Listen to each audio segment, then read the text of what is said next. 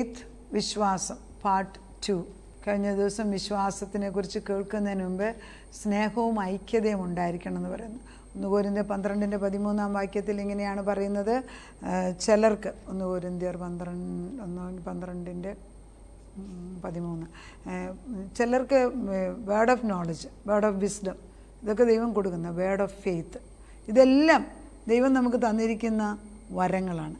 1 കൊരിന്ത്യർ 12:8 വാക്യം ഞാൻ വായിക്കുന്നത്, 7 തൊട്ട് വായിക്കുക. എന്നാൽ ഓരോരുത്തന് ആത്മാവിൻ്റെ പ്രകാശനം പൊതുപ്രയോജനത്തിനായിട്ട് നൽകുന്നു.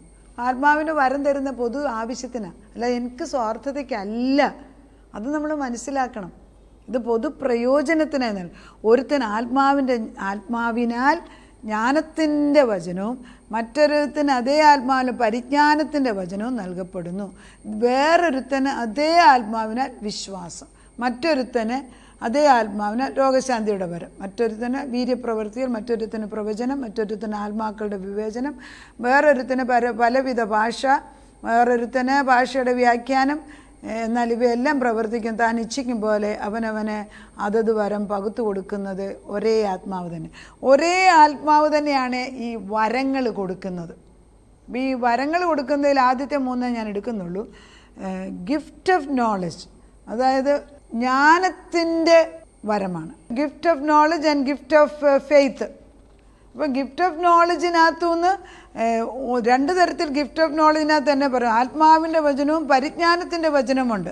ഒരുത്തന് ആത്മാവിനാൽ ജ്ഞാനത്തിൻ്റെ വചനം, ജ്ഞാനത്തിൻ്റെ വചനം എന്ന് പറയുന്നത് വിസ്ഡമാണ്. എന്നാൽ അതേ ആത്മാവിനാൽ പരിജ്ഞാനത്തിൻ്റെ വചനം അത് നോളജാണ്. അപ്പം വിസ്ഡം ഫ്രം എബവ്, സ്വർഗത്തിൽ നിന്ന് നമുക്ക് മുകളിൽ നിന്ന് ഈ ജ്ഞാനം ഇട്ടു തരുമ്പോൾ അത് പഠിച്ചെടുത്തിട്ട് അത് പരിജ്ഞാനമായി മാറും. എന്നാൽ ഈ വേർഡ് ഓഫ് നോളജ് എന്ന് പറയുന്നത് നമ്മൾ ആത്മാവിൽ പ്രാർത്ഥിക്കുമ്പോൾ ഒരു കാര്യത്തെക്കുറിച്ച് പരിശുദ്ധാത്മാവ് റെവലേഷൻ ഇട്ടു തരുന്നതിനാണ് വേർഡ് ഓഫ് നോളജ് എന്ന് പറയുന്നത്. അത് ശരിയായിട്ട് മനസ്സിലാക്കണം.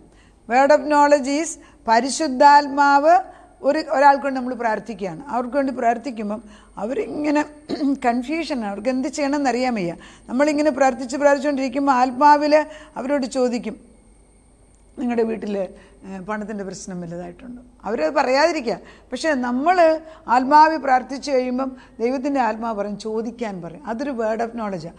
ആ വേർഡ് ഓഫ് നോളജ് അവർക്ക് കൊടുക്കുമ്പോഴാണ് അയ്യോ എൻ്റെ വേദന അല്ലേ എൻ്റെ പ്രശ്നം ഞാൻ പറയാതെ ദൈവം അറിഞ്ഞു എന്ന് പറയുമ്പം പിന്നെ നമ്മൾ പറയുന്ന എല്ലാം അവർ കേൾക്കാൻ തുടങ്ങും. കാരണം അവർ പറയാതെ തന്നെ വേർഡ് ഓഫ് നോളജ് ഓപ്പറേറ്റ് ചെയ്യുന്നതാണ് അവരുടെ സ്ഥിതി എന്തെന്ന് നമ്മളെ മനസ്സിലാക്കിയത്. ഇതൊരു എക്സാമ്പിളാണ്. അപ്പോൾ ഈ വേർഡ് ഓഫ് നോളജ് ഉണ്ടെങ്കിൽ നമുക്ക് മറ്റുള്ളവരോട് ദൈവത്വത്തിൻ്റെ മഹത്വത്തെക്കുറിച്ച് പറയാനൊക്കത്തുള്ളൂ.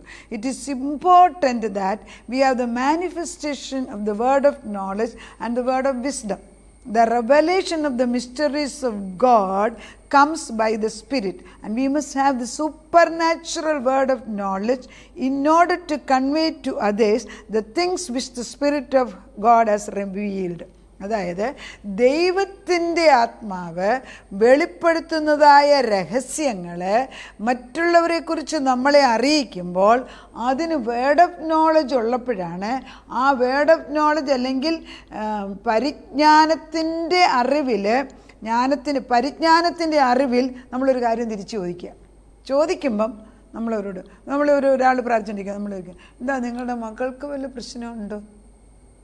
അപ്പോൾ അവർ പറയും. അപ്പോൾ അവരുടെ കൃതി അവർ പറഞ്ഞിട്ടില്ല, അതുകൊണ്ട് ഇത് ആരോടും പറയാതെ വെച്ചിരിക്കുന്ന ഒരു രഹസ്യമാണ്. നമ്മൾ വേർഡ് ഓഫ് നോളജിൽ ഇവരുടെ വീട്ടിൽ ഇവരുടെ മകൾക്ക് പ്രയാസമുണ്ട്, നമ്മൾ ചുമ്മാതെ ചോദിക്കുകയാണ്, ആത്മാവ് പറയുവാണ്.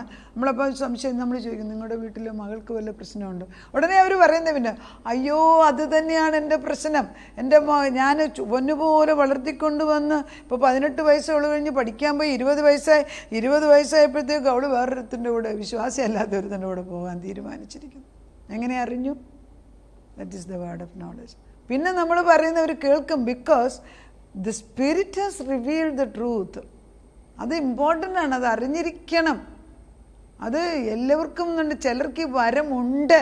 ഈ വരമുള്ളവരെ നമ്മൾ അവർക്ക് അവസരം കൊടുക്കണം അത് പറയാനായിട്ട്. അപ്പോൾ the word of knowledge, we must have the supernatural word of knowledge in order to convey to others the things which the spirit of God has revealed. ദൈവാത്മാവ് വെളിപ്പെടുത്തുന്ന സത്യങ്ങൾ പറഞ്ഞു കൊടുത്ത് അവരിലൊരു പരിവർത്തനം വരുത്തണമെങ്കിൽ ജ്ഞാനത്തിൻ്റെയും പരിജ്ഞാനത്തിൻ്റെയും വരം നമുക്ക് വേണം. ഉണ്ടോ? അപ്പോൾ ഈ വിശ്വാസവീരന്മാരാക്കുന്നതിന് ഈ ജ്ഞാനവും പരിജ്ഞാനവും ഒന്നും ഇല്ലാതൊന്നും വിശ്വാസവീരനാകത്തില്ല. ഈ വിശ്വാസം എന്ന് പറയുമ്പോൾ പലതരത്തിലുള്ള വിശ്വാസമുണ്ട്, അതിലേക്ക് ഞാൻ കടന്നു വരാം. But the spirit of God reveals who Christ is. It is the scripture അല്ലെങ്കിൽ word. It is the scripture or the word that makes us wise unto salvation. അതായത് ദൈവവചനമാണ് നമുക്ക് രക്ഷയുടെ മാർഗത്തിലേക്ക് നമ്മളെ നടത്തുന്നത്.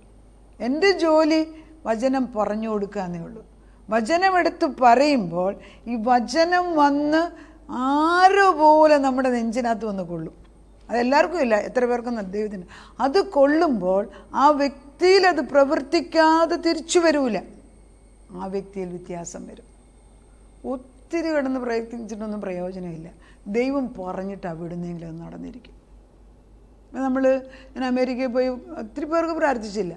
ചിലർ നമ്മുടെ അടുക്കിലേക്ക് വന്നു. നമ്മുടെ മരുമോന് വളരെ നന്മ ചെയ്യാൻ ആഗ്രഹമുള്ളൊരു മനുഷ്യനാണ്. അപ്പോൾ അവരുടെ ഫ്രണ്ട്സിനകത്ത് പലരും നമ്മുടെ അടുക്ക വിളിച്ച് പാസ്റ്റേഴ്സുണ്ട്, ചിലർ ടീച്ചേഴ്സാണ്, ചിലർ ബിസിനസ് പീപ്പിളാണ്, മക്കൾക്ക് പ്രയാസം, അവർ വന്നു വരും. നമ്മളതിന് മുമ്പേ പ്രാർത്ഥിക്കും. നമ്മൾ പ്രാർത്ഥിക്കുമ്പം നമുക്ക് ബാക്ക്ഗ്രൗണ്ട് അറിയാമെങ്കിലും പരിശുദ്ധാത്മാവ് പറയുമ്പോൾ അവർക്ക് വിടുതൽ കിട്ടുന്നതായിട്ട് കാണുന്നുണ്ട്. അതെന്താ? അവർക്കൊരു പ്രീ കൺസീവ്ഡ് നോഷൻ ഇല്ലാതെ വന്ന് കാണുമ്പോൾ ദൈവശബ്ദം അവർ കേൾക്കുന്നു. എന്നാൽ നമ്മളിവിടെയുള്ളവർക്ക് നമ്മൾ പറയുമ്പോൾ അത് തിരിച്ചറിയാൻ എടുക്കാനോ, കാരണം നമ്മളെക്കുറിച്ച് കൂടുതൽ നമ്മളെക്കുറിച്ച് ചിന്തിച്ചുകൊണ്ടിരിക്കുകയാണ് അവരല്ല ദൈവം പറയുന്നതാണോ എന്ന് ചിന്തിക്കുന്നില്ല. അപ്പോൾ ഒരു ഓപ്പൺ മൈൻഡിൽ എൻ്റെ ദൈവമാണ്, ഇപ്പം എനിക്കും ഒരു ബോധം വരണം, എന്നെ ദൈവമാണ് വിട്ടിരിക്കുന്നത് എന്ന്. നമ്മൾ കടന്നു ചെല്ലുന്ന വീട്ടിലെ ആർക്കൊരു ഉറപ്പ് വരണം, ദൈവമാണ് എൻ്റെ പ്രാർത്ഥന അനുസരിച്ച് ഈ വ്യക്തിയെ കൊണ്ടുവന്നിട്ട്. ഇവരൊക്കെ ഫെയ്ത്താണ് ഓപ്പറേറ്റ് ചെയ്യുന്നത്. ഇതൊന്നും പുറമേ കാണുന്ന കാര്യങ്ങളല്ല ഞാനീ പറയുന്നത്. ഈ ഡിവൈൻ മൈൻഡിൽ, അതായത് ദൈവത്വത്തിൻ്റെ ആത്മാവിലുണ്ടെങ്കിലേ നമുക്ക് മനസ്സിലാകത്തുള്ളൂ. ദൈവം പറയുന്നുണ്ട്, ക്രിസ്തു പറയുന്നുണ്ടല്ലോ, എൻ്റെ വചനമോ ജീവനാണ്, എൻ്റെ വചനം ജീവനാണെന്ന് ഇല്ലേ? യോഹന്നാൻ്റെ 6:63 പറയുന്നുണ്ട്. എൻ്റെ വചനം അത് ജീവനും ആത്മാവുമാണ്. അപ്പോൾ ഈ വചനവും ആത്മാവും ഇല്ലാതെ ഞാൻ എന്നെ പറയാനാണ് പോകുന്നത്? നമ്മളിൽ വചനമില്ലാതെ നമുക്ക് വായിച്ചു നോക്കാമല്ലോ. യോഹന്നാൻ്റെ 6:63 തോന്നുന്നു. 6:63 ജീവിപ്പിക്കുന്നത് ആത്മാവാകുന്നു, മാംസം ഒന്നിനും ഉപകരിക്കുന്നില്ല. ഞാൻ നിങ്ങളോട് സംസാരിച്ച വചനങ്ങൾ ആത്മാവും ജീവനും ആകുന്നു. ഞാൻ പറഞ്ഞത് തന്നെയാണ് കിടക്കുന്നത്. യോഹന്നാൻ്റെ 6:63 ഞാനീ പറയുന്ന വചനങ്ങൾ, യേശു പറയുന്ന വചനമാണ്, അത് ജീവനാണ്, അത് ആത്മാവാണ്. അപ്പം ഈ ആത്മാവും ജീവനും കൂടെ ഒന്നിച്ച് നിൽക്കുക. അവർക്ക് ഐക്യത വരുന്നേ, അവർക്ക് ആത്മാവും ദൈവവചനത്തിൻ്റെ വചനവും പരിശുദ്ധാത്മാവും ഒന്നിച്ച് വരുമ്പോൾ നമ്മളത് വിശ്വസിക്കും. യൂണിറ്റി, ഐക്യത. രക്തം, ജലം, ആത്മാവ്, 3 കാര്യങ്ങൾ സാക്ഷ്യം പറയുന്നു. ഒന്ന് യോഹന്നാൻ പറയുന്നു, രക്തം, ജലം, ആത്മാവ്, ഇവർ 3 ഐക്യതയിൽ നിൽക്കുന്നു. പിന്നെ ഐക്യത ഇത് നടക്കാതിരിക്കുന്നത് എന്താ? ഇത് നമ്മൾ വിശ്വസിക്കുന്നില്ല. ഇനി ഒന്നും കൂടുതലായിട്ട് ദൈവം ചെയ്ത് നമ്മളെ പഠിപ്പിക്കത്തില്ല. തന്നിരിക്കുന്ന വചനത്തിനകത്ത് ആഴമേറിയ സത്യങ്ങൾ പഠിക്കണമെന്ന് ആഗ്രഹമുള്ളവർക്ക് ദൈവം പഠിപ്പിച്ചു തരും. ഈ 3 സാക്ഷ്യം ഒന്നേ പറയുന്നുള്ളൂ. ആ സാക്ഷ്യമോ ദൈവം നമുക്ക് ജീവൻ തന്നിരിക്കുന്നത്. എന്ത്? നിത്യമായ ജീവൻ. ആ ജീവൻ ക്രിസ്തുവിലാണ്.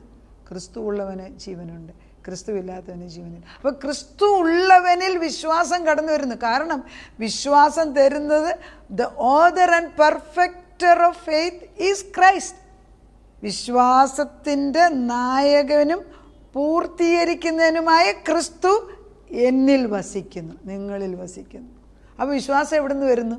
The author is Jesus. ഞാനിത് പറയുമ്പോഴെല്ലാം നമ്മൾ യേശുവിനെയാണ് വരച്ച് കാണിക്കുന്നത്, വേറെ ആരെയല്ല, ക്രിസ്തുവിന്. ആരാണ്? വിശ്വാസത്തിൻ്റെ ഉറവിടം അവിടുന്ന് വരുന്നത്. ഈ പാപം ചെയ്യാത്ത അവസ്ഥയിൽ വിശ്വാസത്തിൻ്റെ ആവശ്യമില്ലായിരുന്നു. പറുദീസയിൽ ജീവിക്കുമ്പോൾ അവർക്കെല്ലാം കാണാൻ ദൈവം ചെയ്യാൻ പോകുന്ന അറിയാമായിരുന്നു അങ്ങോട്ടും ഇങ്ങോട്ടും.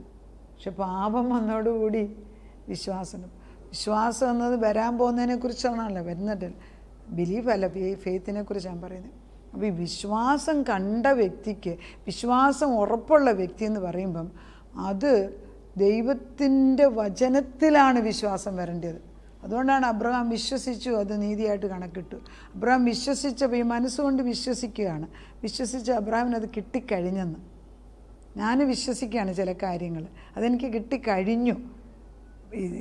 ജഡീക തലത്തിൽ വരാൻ സമയമെടുക്കുന്നേ ഉള്ളൂ. പക്ഷേ I have already received it in my spirit.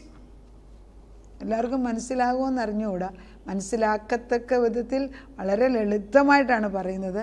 ഇന്ന് ഞാൻ പറയുന്നത് പരിശുദ്ധാത്മാവിൻ്റെ ജോലിയാണ് നിങ്ങളെ മനസ്സിലാക്കിക്കേണ്ടത്. It is the Holy Spirit who will bring forth utterances from our lips and a divine revelation of all the mind of God. ദൈവത്തിൻ്റെ മനസ്സറിയുന്നവരാരെന്ന് ചോദിച്ചു. ദൈവത്തിൻ്റെ മനസ്സ് നമ്മൾ അറിയുന്നത് കൊരിന്ത്യരിൽ പഠിപ്പിച്ചു. അത് കഴിഞ്ഞിട്ട് നമ്മളോട് ഇപ്പം പറയും ദൈവത്തിൻ്റെ മനസ്സ് പറഞ്ഞ് വിളിച്ചു പറയാനുള്ള കൃപ പരിശുദ്ധാത്മാവാണ് നമ്മളിലിട്ടിരിക്കുന്നത്. അതുകൊണ്ടാണ് നീ എവിടെ പോകുമ്പം ഒന്നും കൊണ്ടുപോകേണ്ട ആവശ്യമില്ല. നീ അവിടെ ചെല്ലുമ്പോൾ എന്ത് സംസാരിക്കണം ഞാൻ പറഞ്ഞു തരാൻ ദൈവം പറയുന്നുണ്ട്.